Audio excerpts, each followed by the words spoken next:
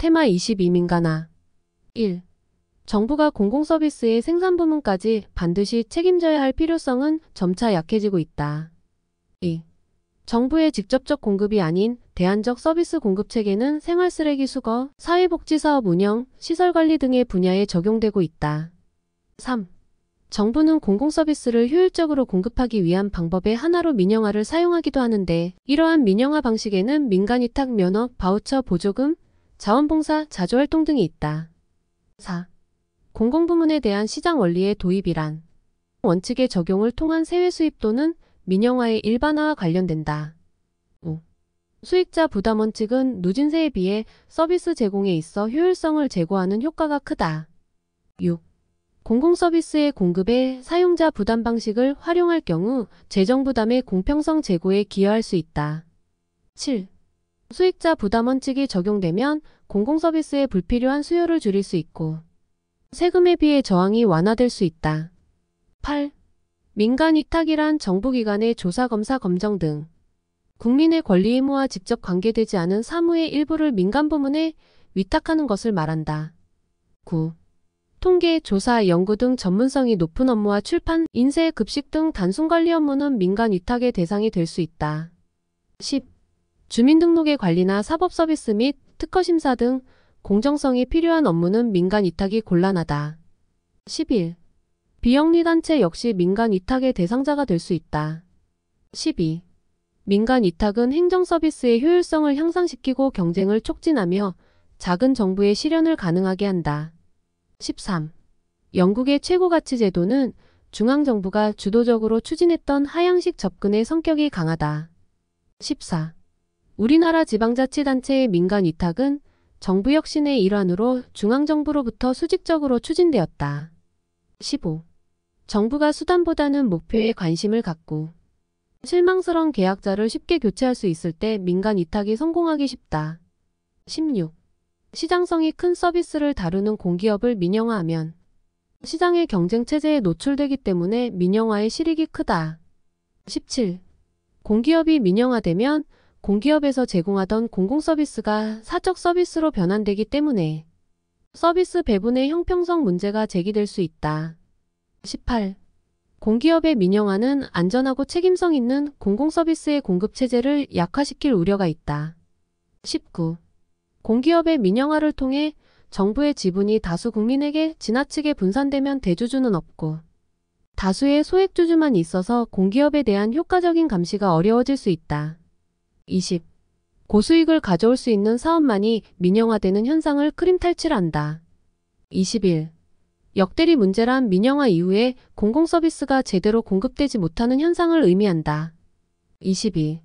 복대리 문제란 주인 마이너스 대리인 문제가 반복됨으로써 대리인 문제나 비효율의 문제가 증폭되는 현상을 말한다. 23. 사바스는 민영화의 필요성을 민간부문과 정부부문 간의 역할분담이라는 관점에서 접근하였다. 24. 사바스의 분류에 따르면 계약허가 보조금 등은 정부가 공급을 결정하고 민간이 생산을 담당하는 공급 유형에 속한다. 25.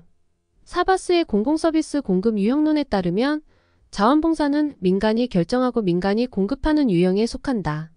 26. 사바스의 공공서비스 제공 방식에 따르면 정부 응찰 방식은 공공부문이 생산자이고 민간부문이 배열자인 경우에 속한다. 27.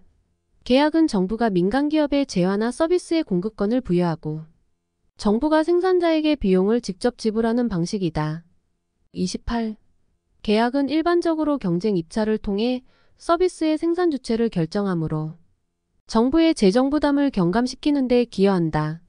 29. 면허는 일정한 구역 내에서 특정 공공서비스를 제공할 수 있는 권리를 민간조직에게 부여하는 공공서비스 공급 방식이다.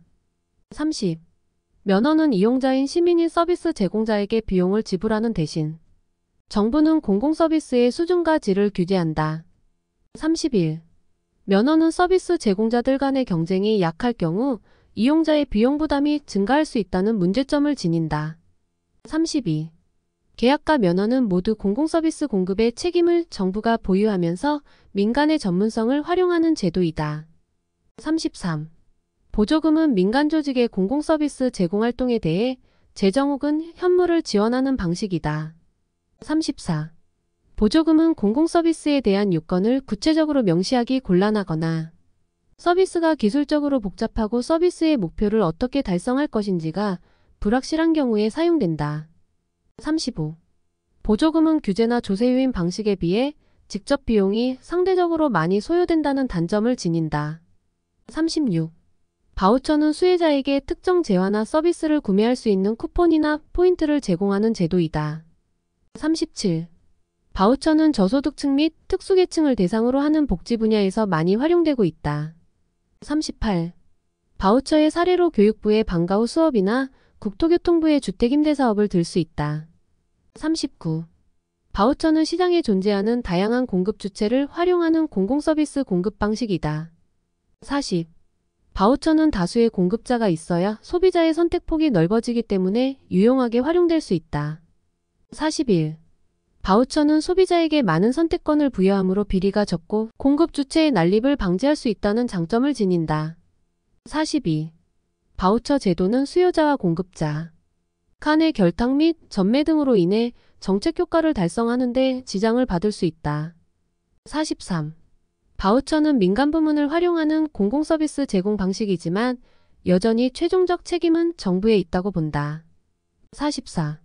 바우처는 구매 대금의 실질적인 지급 대상에 따라 명시적 바우처와 묵시적 바우처로 구분된다. 45. 명시적 바우처를 소비자 바우처라고 하고 묵시적 바우처를 생산자 바우처라고도 한다. 46. 전자바우처는 개별적인 바우처의 사용 행태를 분석하여 실제 이용자의 실시간 모니터링을 가능하게 한다. 47. 자원봉사는 서비스의 생산과 관련된 현금 지출에 대해서만 보상받고 직접적인 보수는 받지 않으면서 공익을 위해 봉사하는 사람들을 활용하는 것이다. 48. 자원봉사는 레크리에이션, 안전 모니터링, 복지사업 등의 분야에서 많이 활용되고 있다. 49. 자조활동이란 공공서비스 수혜자와 제공자가 같은 집단에 소속되어 서로 돕는 형식으로 활동하는 것을 의미한다.